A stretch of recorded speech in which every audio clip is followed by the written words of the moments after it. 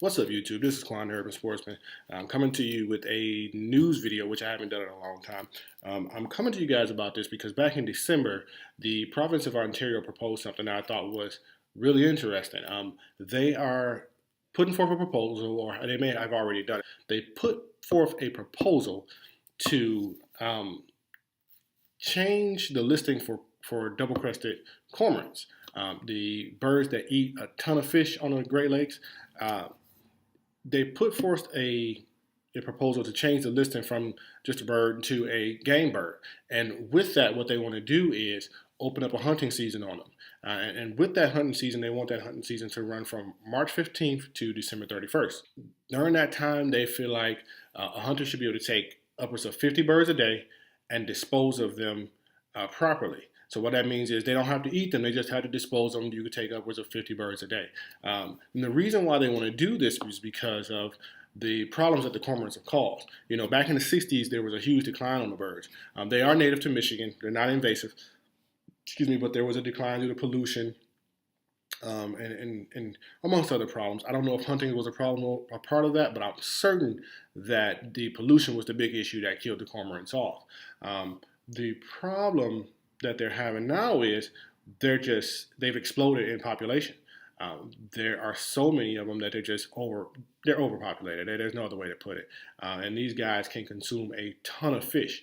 Not only do they consume a ton of fish, but they have a couple of other negative traits. I don't know about you guys, but there are a couple of places I fish now I fish forever, where you never saw them. There's one place in particular where I go by a dam, and the trees around by the dam are now covered in cormorants, and you're noticing that the trees are all dying off. Well, what happens with cormorants is there are a couple of things. One, when you walk into an area where there's a colony of cormorants, it immediately smells like dead fish. And the reason why is because their vomit, which they vomit all the time, or often, it smells like fish, because that's what they eat. They consume fish consistently. But not only that, but their feces is extremely acidic. And what's happening with the cormorants is their feces is causing property damage, and they're killing off the trees because it's so acidic the trees can't handle it. It's one thing if you got one or two birds in a tree using the bathroom, and that acidic feces is hit the tree can handle that. It can kind of fight back. But when I say I see colonies of birds in the tree, it's not uncommon for me to go down to this place where I fish with the dam and look up behind me, and there's one tree, and there are 30 or 40 birds. And then if you look behind that tree, there's another 10 or 15 birds in that one. And across the river, you see another 15 or 20 birds in that one. And this is a small area. This isn't a very a wide area where the dam is. It's actually pretty small. I would say from my shore to the other shore, it might be, I would say 70, 80 yards at the most. So it's not very large, It's not a large spillway at all.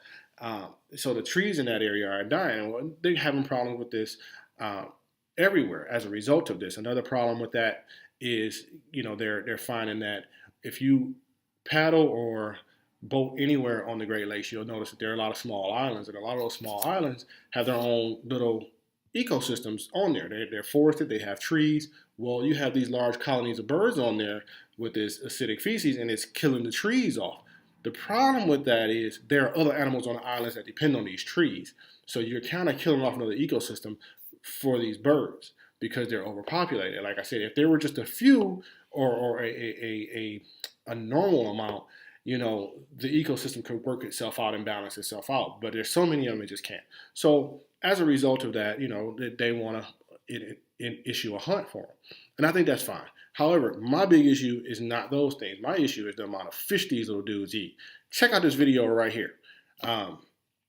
Just look at this dude, man. These aren't small fish. These are crappie-sized fish. And look at how many he's putting away. He is munching on these suckers.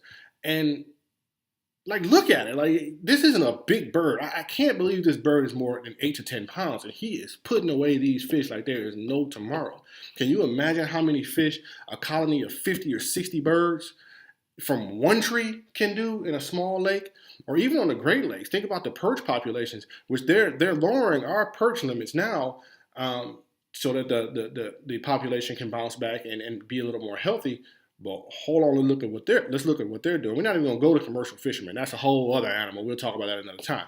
But just think about the amount of fish these guys consume with them being overpopulated, and the impact that has on the ecosystem. Um, for me, like I said, I think this is a great idea. Do I feel like the bag limit is a little extreme? Yeah, I do. I think 50 a day is a bunch of birds, especially since they're not something that's edible. However, something has to be done, and at least the province of Ontario is going to do something. Now, we are talking about this, but let me say this. There are two sides to every story. And I don't want to be biased in my reporting on this, and I want you guys to know that there are ornithologists who feel differently about this. They don't necessarily feel that the birds are not overpopulated because they feel that they are, but they feel there are better ways to handle it other than killing the birds all off. One of the things they recommended, the ornithologists recommended, uh, tearing down the nest, uh, throwing oil on the eggs so the eggs don't hatch, that type of thing. Anything that doesn't require the birds to die. Um, and while I understand that, I understand doing things in a peaceable way, and killing it isn't always the answer. But I do feel like we have to consider something. Why would we pay to do that when somebody can pay us to do it for us? The logic doesn't really sound all that sound to me. Um, Not only that, but they feel like the science needs to be a little more sound, and I feel like there are biologists looking into this now, and I'll trust biologists any day over a regular person who just doesn't believe in hunting, because their job is to do the research. Their job is to come up with the numbers and say, okay, this is what needs to happen. And I agree with the ornithologists on that. I feel like let's do a little more research. Let's see what the actual number should be to get this thing in balance. And if it's 50, that's fine. However, once it's in balance, let's lower that number from 50 down to something that's more manageable so we can keep the numbers manageable. We have to respect our ecosystem.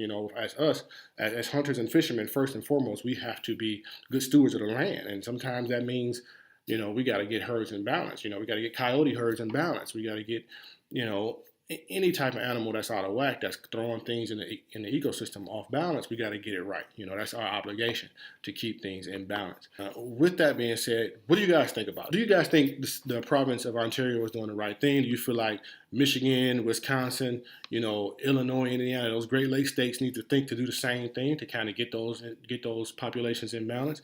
Do you think 50 is too high? Like I said, I don't know. I personally feel like that might be a little rough. Especially since they want to run a season from March 15th to December 31st. That's during the rearing season. I don't really agree with that personally. I feel like we don't hunt any other game species during the time when they're rearing their young. I feel like we should at least respect the cormorants to rear their young. I think that's a fair thing to do. So like I said, tell me what you guys think. Do you think Ontario is completely right? Do you think other states and provinces need to do the same? And give me some of your experiences down in the comment box. With that being said, thanks for watching this video. Please like and subscribe, and please get out in the field while we have the opportunity and take a kid out fishing or hunting, because I'm gonna be trying to do the same thing. Have a good day.